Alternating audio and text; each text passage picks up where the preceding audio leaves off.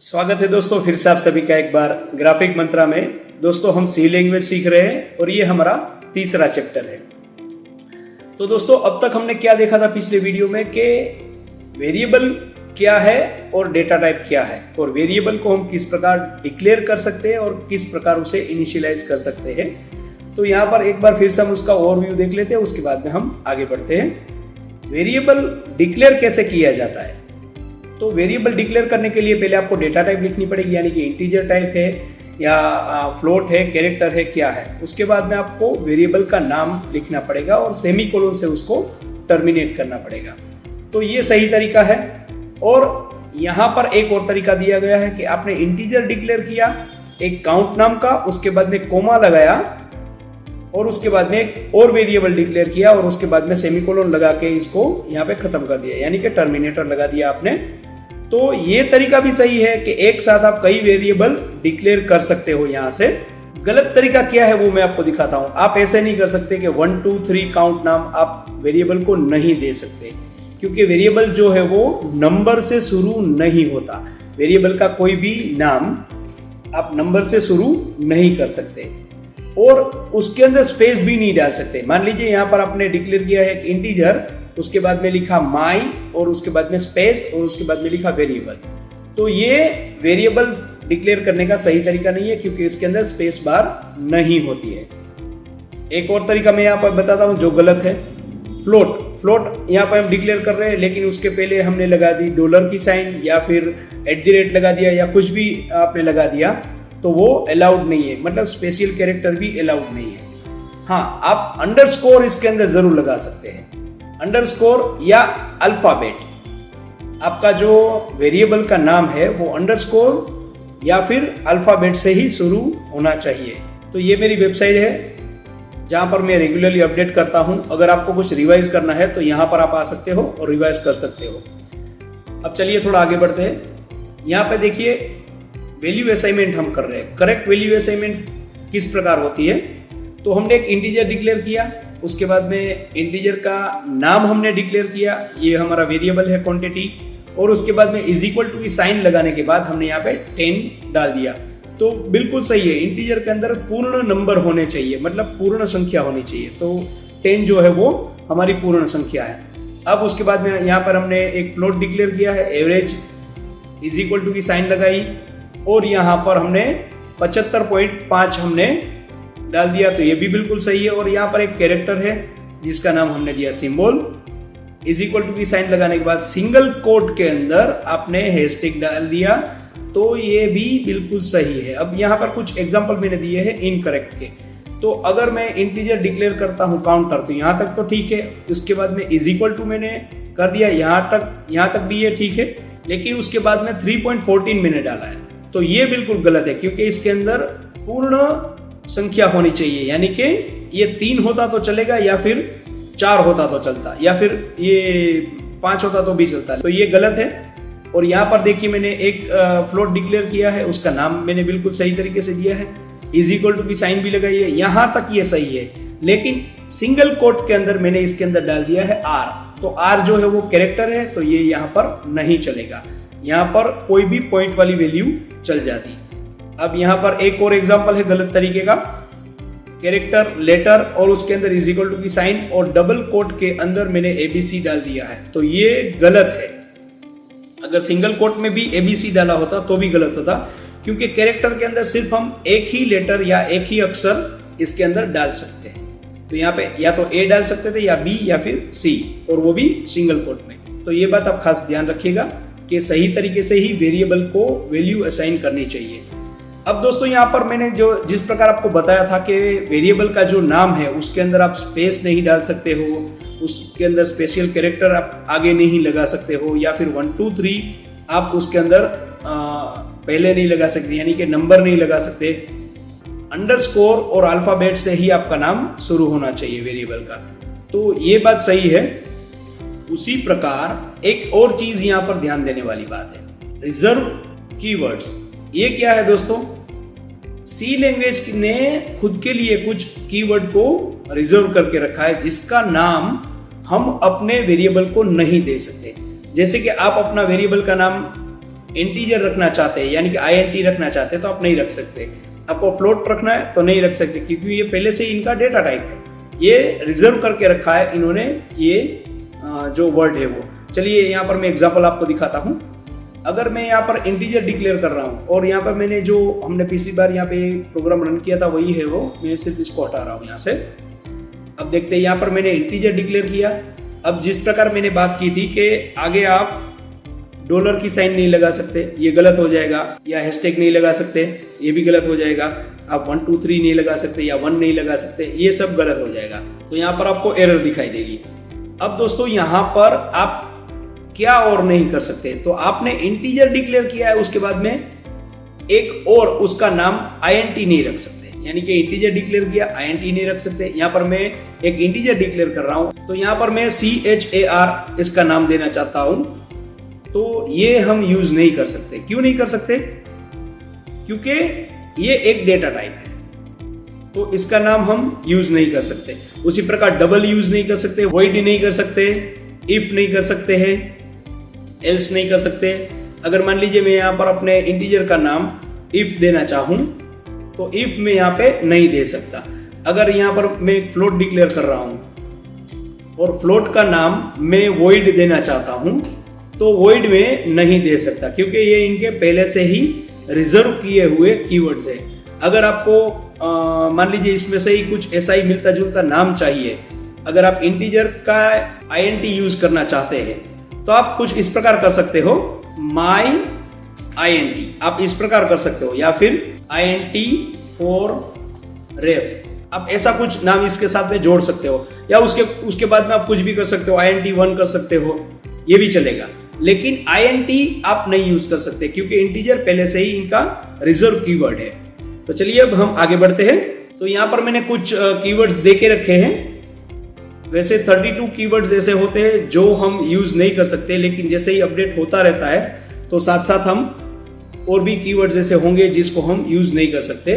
तो ये यहाँ पर कीवर्ड्स लिखे हुए, एक बार आप इसके ऊपर नजर जरूर डाल लीजिएगा कि ये कीवर्ड किस काम में आते हैं। ये इनम क्या है और कॉन्स्ट क्या है, ये सब आप एक बार देख लीजिएगा। यहाँ पर मैंने दिखा के रखा है, जैसे कि वाइल है तो वो एक लूप है, फॉर है तो वो एक लूप है, उसी प्रकार फ्लोट है तो वो डेटा टाइप है, और यहाँ पर मैंने डिस्क्रिप्शन भी इसकी दे के रखी है।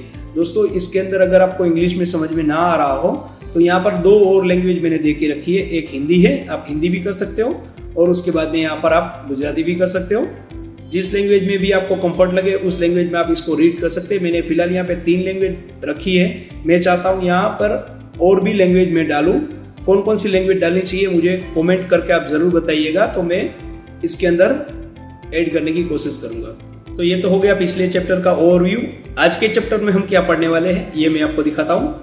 आज के चैप्टर के अंदर हम ऑपरेटर्स पढ़ने वाले हैं विद एग्जाम्पल कि ऑपरेटर्स क्या होते हैं, ऑपरेटर्स किस प्रकार के होते हैं और ऑपरेटर का क्या काम होता है सी लैंग्वेज के अंदर। चलिए यहां से हम शुरुआत करते हैं। अगर उसकी डेफिनेशन देखी जाए तो यहां पर मैंने उसकी डेफिनेशन दे के रखी है, और यहां पर नीचे मैंने टाइप ऑफ ऑपरेटर्स मैंने दे के रखे हैं। वो क्या है, यहां पर अरिथमेटिक ऑपरेटर्स है, रिलेशनल ऑपरेटर है, लॉजिकल ऑपरेटर है, असाइनमेंट ऑपरेटर है। तो ये सब क्या है और इसका क्या उपयोग है हमारे सी लैंग्वेज के अंदर।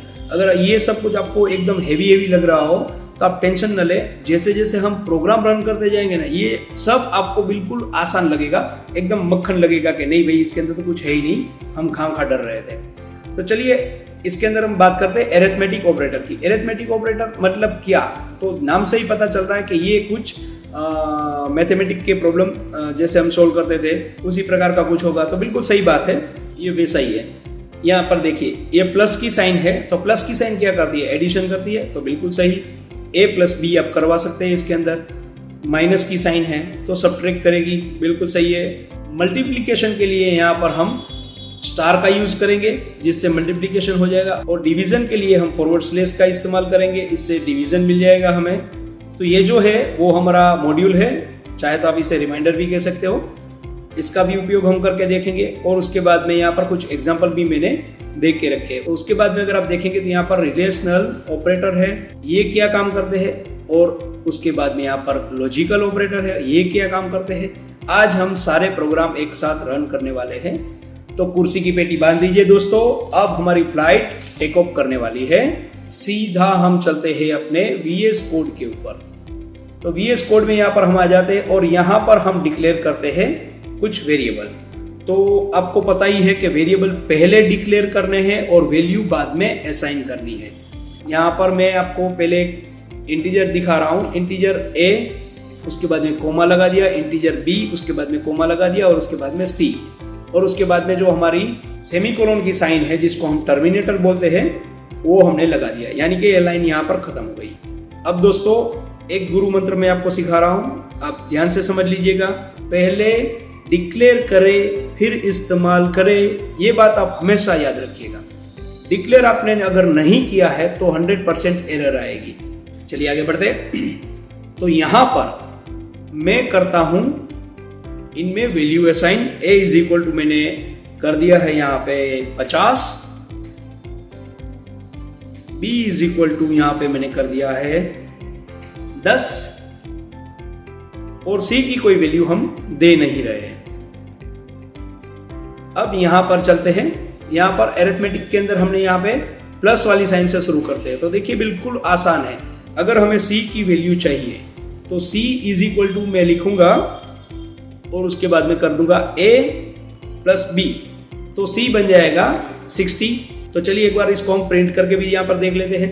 प्रिंट F, और इसके अंदर मैं डालता हूँ %D, कोमा लगाने के बाद यहाँ पर मैं डाल देता हूँ C, टर्मिनेट करता हूँ और इसको मैं करता हूँ सेव। हमारे प्रोग्राम में चलते हैं।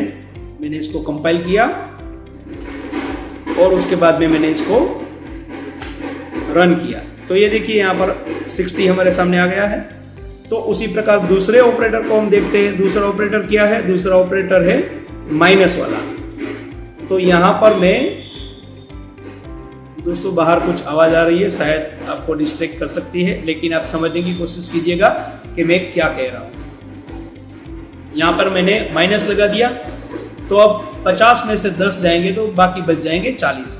इसको सेव करते हैं, फिर से एक बार इसे कंपाइल करते हैं और रन किया तो ये देखिए 40 आ गए। उसी प्रकार आप बाकी के भी देख लीजिएगा कि यहाँ पर मल्टीप्लाई करने पर क्या होता है, डिवीजन करने पर क्या होता है, ये दोनों आप देख लीजिएगा। इसको मैं आपको करके दिखाता हूं। अब रिमाइंडर क्या होता है, तो जो हम मैथमेटिक्स में पढ़ते थे कि मान लीजिए कि a इज इक्वल टू 21 है और यहां पर इसको हम लगा देते हैं 2 या फिर 5, कुछ भी आप चाहे लगा सकते हैं। तो अगर मैं इसको डिवाइड करूं, a को डिवाइड करूं b से, तो हमारे पास क्या बचेगा? रिमाइंडर में 1 बचेगा। तो 1 बचेगा, वो हमारा रिमाइंडर रहेगा। तो चलिए यहां पर मैं इसको कर देता हूं मॉड्यूल। तो अब हमारे पास यहां पर इसका जो रिमाइंडर है वो आ जाएगा। तो ये देखिए हमारे पास यहां पर 1 आ गया। अगर यहां पर 22 होता तो जो रिमाइंडर बचता वो बचता 2। ठीक है, तो चलिए एक बार इसे पहले सेव कर लेते हैं और फिर से इसे एक बार रन कर लेते हैं। तो ये देखिए यहां पर 2 आ गया है हमारे पास, यानी कि इसके अंदर रिमाइंडर बचेगा 2। अगर इसके अंदर मान लीजिए मैं यहाँ पर 25 कर देता तो रिमाइंडर 0 बचता, क्योंकि 25 को हम 5 से डिवाइड कर सकते हैं। तो ये रिमाइंडर हमारे पास 0 आ जाएगा। तो यहां तक आपको क्लियर है दोस्तों? एक और गुरु मंत्र मैं आपको देना चाहता हूं। अगर आप किसी भी वेरिएबल के अंदर वैल्यू असाइन कर रहे हैं तो उसके अंदर सबसे पहले एक इज इक्वल टू तो आएगा और आएगा ही। ठीक है, उसके बाद में एक और बात याद रखिएगा, जिसके अंदर भी, जिस वेरिएबल के अंदर भी वैल्यू आपको डालनी है वो वेरिएबल लेफ्ट साइड में रहेगा और वैल्यू जो है वो राइट साइड में रहेगी। यानी कि आपको किसी भी वेरिएबल के अंदर वैल्यू देनी है तो आपको सबसे पहले इज इक्वल टू की साइन कर लेनी है। अब जिस वेरिएबल के अंदर भी वैल्यू देनी है उसको लिखना है लेफ्ट साइड में, यानी कि सी के अंदर मैं वैल्यू देना चाहता हूं तो मैं इसको लेफ्ट साइड में सी लिख देता हूं, और जो कोई भी वैल्यू रहेगी वो वैल्यू रहेगी राइट साइड में। यानी कि इसके अंदर मैं यहाँ पे करता हूं मान लीजिए 10, तो वो राइट साइड में रहेगी। एक और बात होती है सी लैंग्वेज के अंदर, आप ध्यान रखिएगा, अगर मैथमेटिक्स के अंदर हम ये प्रॉब्लम सोल्व कर रहे होते तो मैं इस प्रकार लिखता a plus B is equal to C, तो ये सही होता। मैथमेटिक्स में ये प्रॉब्लम अगर आपके सामने आती है तो ये बिल्कुल सही है कि a प्लस बी यानी कि c अगर आप करवा रहे हो तो सही होगा। लेकिन सी लैंग्वेज के अंदर ये गलत रहेगा, क्योंकि अगर आपको वैल्यू असाइन करनी है तो इज इक्वल टू के पहले एक ही वेरिएबल होना चाहिए, यानी कि c या फिर a या फिर b, जो कुछ भी आपने नाम दिया है वो सिर्फ एक ही यहाँ पे होना चाहिए। तो यहां तक आप क्लियर हैं? अब चलिए हम आगे बढ़ते हैं। हाँ, एक और बात मैं आपको बताना भूल गया, चलिए ये भी मैं आपको बता देता हूँ। अगर मैं इसके अंदर यहाँ पर वैल्यू इस प्रकार असाइन नहीं कर रहा हूँ और मैंने ऊपर डिक्लेयर कर दिया है a b c, तो यहाँ पर मैं ऐसा कर सकता हूँ a is equal to b is equal to c is equal to 5, यानी कि तीनों वेरिएबल के अंदर में एक ही वैल्यू असाइन कर सकता हूं इस प्रकार। लेकिन आप यहां पर ऊपर असाइन नहीं कर सकते। इज इक्वल टू यहां पर मैं कर देता हूं 5, तो ये चलेगा? तो नहीं, ये नहीं चलेगा, क्योंकि ये वेरिएबल आपने डिक्लेयर किया है और डिक्लेयर करने के साथ में आप इसके अंदर वैल्यू डालना चाहते हैं, लेकिन b जो है वो अभी तक डिक्लेयर नहीं हुआ है, c जो है वो अभी तक डिक्लेयर नहीं हुआ है। आप ऐसा कर सकते हैं कि a इज इक्वल टू 5 कर सकते हैं और उसके बाद में कोमा लगाने के बाद आप यहाँ पे b डिक्लेयर कर सकते हैं, तो ये हो सकता है। और b के अंदर भी 5 वैल्यू डालनी है या b के अंदर a डालना है, तो यहाँ तक ये सही रहेगा, क्योंकि a पहले हमने डिक्लेयर यहाँ पर कर लिया है। अब इसको यहाँ पर आप असाइन कर सकते हो। उसके बाद में कोमा लगाने के बाद c लगाना है और c लगाने के बाद आप यहाँ पर b देना चाहते हैं तो भी आप दे सकते हो, या फिर b प्लस a देना चाहे तो भी आप दे सकते हो, लेकिन डिक्लेयर पहले होना चाहिए। तो यहाँ पर डिक्लेयर हमने पहले किया और उसके बाद में वैल्यू इसको असाइन की है। चलिए अब थोड़ा आगे बढ़ते हैं। यहाँ पर मैंने कुछ एग्जांपल दिए हैं, आप डायरेक्टली इसे अपने कंप्यूटर में रन करके देख सकते हैं। अब रिलेशनल ऑपरेटर की बात करते हैं कि रिलेशनल ऑपरेटर क्या है। तो रिलेशनल ऑपरेटर मतलब हम कुछ दो वेरिएबल के बीच में कोई रिलेशन हम ढूंढ रहे हैं। किस प्रकार रिलेशन ढूंढ रहे हैं, चलिए यहाँ पर मैं आपको दिखाता हूँ। यहाँ पर एक इंटीजर मैंने ले लिया है राम और दूसरा इंटीजर ले लिया है मैंने श्याम। अब मुझे यहाँ पर चेक करवाना है राम बड़ा है या श्याम बड़ा है। तो आपको ग्रेटर देन और स्मॉलर देन की साइन तो मालूम ही है कि किस प्रकार आप वैल्यू चेक कर सकते हैं। तो उसी प्रकार यहाँ पर भी आप चेक कर सकते हैं। ये देखिए, ग्रेटर देन और लेस देन, इन दोनों के बारे में फिलहाल हम बात करेंगे। तो यहाँ पर पहले मैं कुछ वैल्यू दे देता हूँ। राम की एज है 32 और श्याम की एज है 35। अब यहाँ पर मुझे चेक करना है कि राम बड़ा है या श्याम। यहाँ पर ये वाली लाइन हटा देनी पड़ेगी क्योंकि इसके अंदर एरर है। तो यहाँ पर मुझे चेक करना है कि राम बड़ा है या श्याम। तो किस प्रकार चेक किया जा सकता है, तो मैं इस प्रकार कर सकता हूँ, राम ग्रेटर देन श्याम, या फिर मैं ये भी कर सकता हूं श्याम ग्रेटर देन राम, या फिर उसका उल्टा भी कर सकता हूं मैं, लेस देन। तो इस प्रकार आप इन दोनों के बीच में रिलेशन देख रहे हैं। क्या रिलेशन देख रहे हैं कि कौन बड़ा है और कौन छोटा है।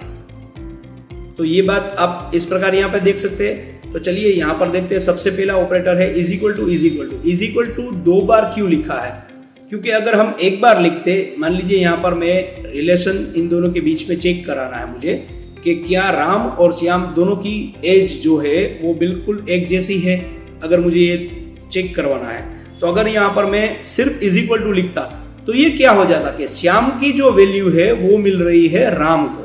इज इक्वल टू का मतलब क्या है कि वैल्यू असाइन करना, और राइट साइड में वैल्यू रहती है, लेफ्ट साइड में वेरिएबल रहता है जिसके अंदर वैल्यू असाइन होनी होती है। तो राम की जो वैल्यू है 32 वो मिल जाएगी श्याम को। तो अब श्याम भी 32 का हो जाएगा। तो ये सिंगल इज इक्वल टू डालने से वैल्यू असाइन होगी, लेकिन इन दोनों के बीच में कंपैरिजन करवाना है। मुझे जानना है, मेरा सवाल ये है कि श्याम और राम क्या दोनों एक ही उम्र के हैं। तो यहाँ पर 2 बार मैं इज इक्वल टू लगाऊंगा तो मुझे पता चलेगा या तो इसके अंदर ट्रू मिलेगा या तो फॉल्स मिलेगा। ट्रू मिलेगा तो इसका मतलब ये हुआ श्याम और राम दोनों की जो एज है या जो कुछ भी वैल्यू इसके अंदर डाली हमने वो एक जैसी है। अगर एक जैसी नहीं है तो इसके अंदर मिलेगा हमें फॉल्स। वैसे इसके अंदर ट्रू फॉल्स होता नहीं है सी लैंग्वेज के अंदर, लेकिन आपको समझाने के लिए मैं आपको बता रहा हूँ। इसके अंदर ट्रू फॉल्स की जगह पे कुछ और होता है। चलिए हम इसको देखते हैं किस प्रकार। यहाँ पर नीचे मैंने एग्जाम्पल दे के रखे, यहाँ पे a is equal to B directly हमने प्रिंट करवाया है। तो यही चीज हम प्रिंट करवा लेते हैं। सबसे पहले इसके यहाँ से इसको हटा देते हैं और यहाँ पर मैं करता हूँ प्रिंट एफ। प्रिंट एफ के अंदर हमें %d लेना है और उसके बाद में कोमा लगाना है और उसके बाद में Shyam is equal to Ram और यहाँ से टर्मिनेट हटा के टर्मिनेट हमें यहाँ पीछे लगाना है। तो चलिए इसके अंदर क्या रिजल्ट आता है ये हम देखते हैं। हमने इसको सेव कर लिया है और यहाँ पर मैं इसको कर रहा हूँ रन। तो यहाँ पे 0 आया। 0 मतलब देखिए हमें तो ट्रू फॉल्स मिलना चाहिए था, लेकिन यहाँ पे 0 क्यों आ रहा है? अगर यहाँ पर एक काम करते हैं, दोनों की 32 कर देते हैं एज, तो हमें क्या मिलेगा? तो हमें 1 मिल रहा है। तो आप सी लैंग्वेज के अंदर ये बात याद रखिएगा कि इसके अंदर बुलियन नहीं होता है, यानी कि ट्रू फॉल्स नहीं होता है। जो स्टूडेंट दूसरी लैंग्वेज सीख रहे हैं या दूसरी लैंग्वेज जिनको आती है, उसी प्रकार इसके अंदर बुलियन नहीं होता है। इसके अंदर मिलेगा क्या? हमें 0 या 1 मिलेगा। तो याद रखिएगा सी लैंग्वेज के अंदर 0 या 1 हमें मिलता है। फिलहाल के लिए आप इतना याद रखिएगा। इसके अंदर अपडेशन आएगा तो मैं आपको आगे बता दूंगा। चलिए, तो ये रिलेशनल ऑपरेटर हमने यहाँ पे देख लिया। अब उसके बाद में हम क्या करेंगे, यहाँ पर जाते हैं वापिस और यहाँ पर क्या चेक कर रहे हैं, ये वाली साइन। इसका क्या मतलब हुआ? इसका मतलब होता है not equal to. Not equal to मतलब कि ये वाली साइन लगाने से ये नहीं है ऐसा हम चेक कर सकते हैं। तो अगर मैं इसको यहां पे लिखता हूं और मैं कहता हूं श्याम जो है वो राम के बराबर नहीं होना चाहिए, तो नहीं होना चाहिए का मतलब क्या हुआ कि इसकी अगर 32 है तो इसकी 32 नहीं होनी चाहिए। अगर इसकी भी 32 है, इसकी भी 32 है, तो ये कंडीशन हो जाएगी फॉल्स। तो यहाँ पे हमें 0 मिल जाएगा। तो इसको मैं कर लेता हूँ सेव और यहाँ पर मैं आपको दिखाता हूँ। अब देखिए यहाँ पे 0 मिल रहा है। अगर मान लीजिए इसको मैं यहाँ पे कर देता 35 और इसको अब मैं रन करता तो यहाँ पे देखिए 1 मिल जाता हमें। तो ये है नॉट इक्वल टू की साइन। तो उसी प्रकार एक बार हम चेक कर लेते हैं ग्रेटर देन और स्मॉलर देन। तो यहाँ पे मैं चेक करा रहा हूँ कि श्याम जो है वो राम से बड़ा है। तो यहाँ पर प्रैक्टिकली देखा जाए तो वो बड़ा है। तो रिजल्ट क्या मिलना चाहिए हमें? 1। ये देखिए 1 मिल गया। उसी प्रकार अगर मैं इसका उल्टा करता तो 0 मिल जाता, क्योंकि श्याम जो है वो बड़ा है, तो ये कंडीशन हो जाती फॉल्स। अब दोस्तों यहाँ पर मैं ऐसा करता, अगर मान लीजिए इसकी भी मैं 32 कर देता तो क्या होता? तो ये होता श्याम जो है वो राम से छोटा है, तो इसका भी आंसर नहीं आता। क्यों? क्योंकि श्याम जो है वो राम से छोटा नहीं है बल्कि उसके बराबर है, उसके जितना ही है। तो यहाँ पर अगर हमें ये चेक करना है कि श्याम या तो इससे छोटा है या इसके बराबर है, तो इसके लिए हम क्या करते हैं? तो यहाँ पर मैंने 2 और एग्जाम्पल दे के रखे, आप देख लीजिएगा। इज इक्वल टू की साइन आप इसके पीछे लगा सकते हैं। तो इज इक्वल टू की साइन का मतलब क्या होता है कि या तो श्याम राम से छोटा होना चाहिए या फिर इसके बराबर होना चाहिए।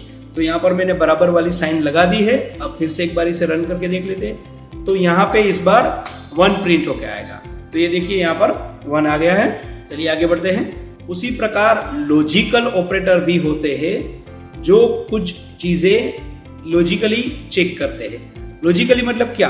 अगर मैं आपसे पूछूं कि आपको ये टिकट खरीदने हैं, तो या तो आपके पास आधार कार्ड होना चाहिए या तो आपके पास पैन कार्ड होना चाहिए। तो इसका क्या मतलब हुआ कि मैंने आपको दोनों में से कोई एक ऑप्शन चुनने के लिए कहा गया।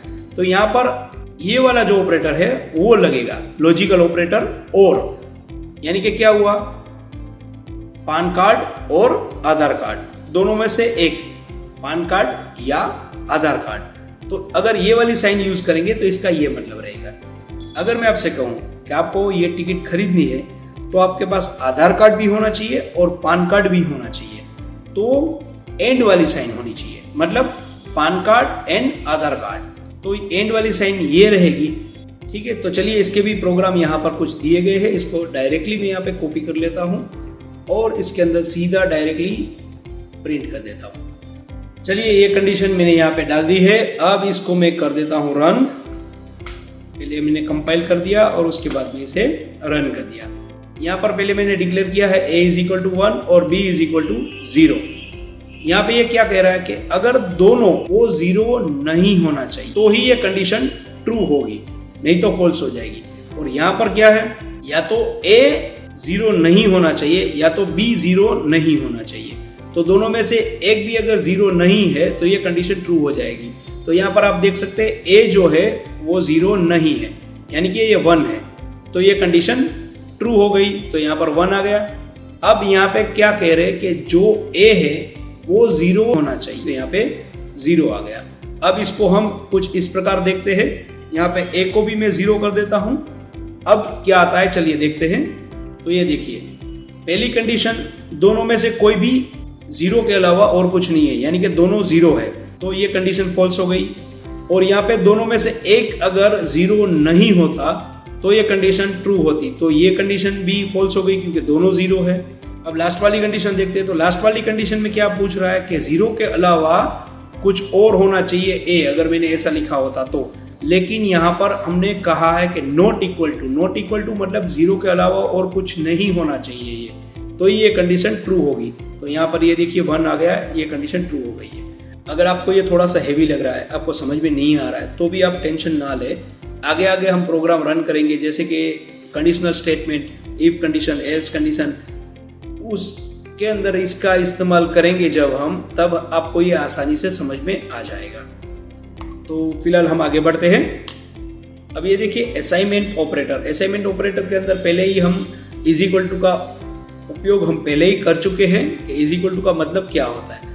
अब यहाँ पर इज इक्वल टू के पहले प्लस वाली साइन है, इसका क्या मतलब है, और यहाँ पर इज इक्वल टू से पहले माइनस वाली साइन है, इसका क्या मतलब है। तो इसके भी प्रोग्राम हम रन करके देख लेते हैं। तो यहाँ पर मैंने कुछ प्रोग्राम दिए हैं, चलिए इसको हम रन करके देख लेते हैं। इसके अंदर सिर्फ ये प्लस वाला मैं आपको समझाऊंगा, बाकी 4 जो है वो आप अपने आप समझ जाएंगे। और आप यूं समझ लीजिए आपको ये होमवर्क है, आपको खुद को करना है। तो यहाँ से मैं फिलहाल इसको कॉपी कर रहा हूँ और इसके अंदर मैं डाल रहा हूँ यहाँ पे। अब देखिए यहाँ पर a इज इक्वल टू मैंने 5 दिया है, b इज इक्वल टू मैंने 3 दिया है। तो यहाँ पर a इज इक्वल टू में अगर b करता, सिर्फ ऐसे कर देता, तो a जो है वो 5 की बजाय, a यहाँ पर मैंने 5 दिया है, वो 5 की बजाय बन जाएगा 3, क्योंकि b की वैल्यू 3 है। तो a is equal to b, यानी कि अब a जो है वो 3 बन जाएगा। तो चलिए पहले इसको ही मैं प्रिंट करके आपको दिखा देता हूँ एक बार। यहाँ पे सेव कर लेते हैं और उसके बाद में कंपाइल और उसके बाद में रन। तो ये 3 बन गया। लेकिन अगर इससे पहले मैं प्लस वाली साइन लगाता, तो क्या होता। चलिए इसको रन करके देखते हैं। कंपाइल किया, रन किया, तो अब ये 8 बन गया। 8 क्यों? अगर इसके अंदर प्लस वाली साइन लगाता हूं तो इसका मतलब ये होता है, a is equal to a plus b। तो अगर इतनी बड़ी लाइन या इतना लंबा आपको नहीं लिखना है तो आप a plus is equal to b कर सकते हैं। तो डायरेक्टली इसका भी यही मतलब होता है और इसका भी यही मतलब होता है। तो ये वाली लाइन अगर मैं यहाँ से हटा रहा हूं और इसको सेव कर रहा हूं तो भी ये बिल्कुल सही आएगा।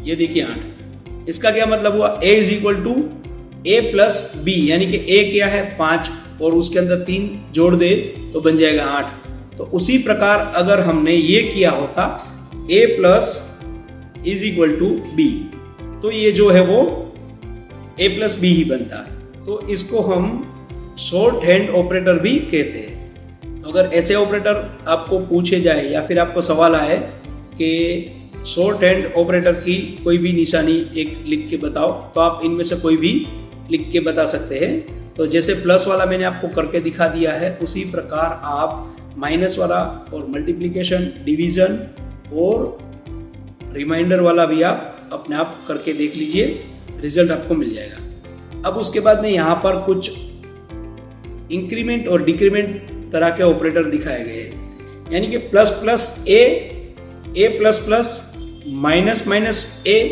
और ए माइनस माइनस। ये प्री इंक्रीमेंट होते हैं, ये पोस्ट इंक्रीमेंट होते हैं, उसी प्रकार ये प्री डिक्रीमेंट होते हैं और ये पोस्ट डिक्रीमेंट होते हैं। चलिए अब आगे बढ़ते हैं। यहाँ पर मैंने कुछ और एग्जांपल दिए हैं जिससे आपको क्लियर हो जाएगा कि ये पोस्ट और प्री के अंदर क्या फर्क है। चलिए मैं आपको यहाँ पे ये वाली लाइन जो है वो आपको करके दिखाता हूँ।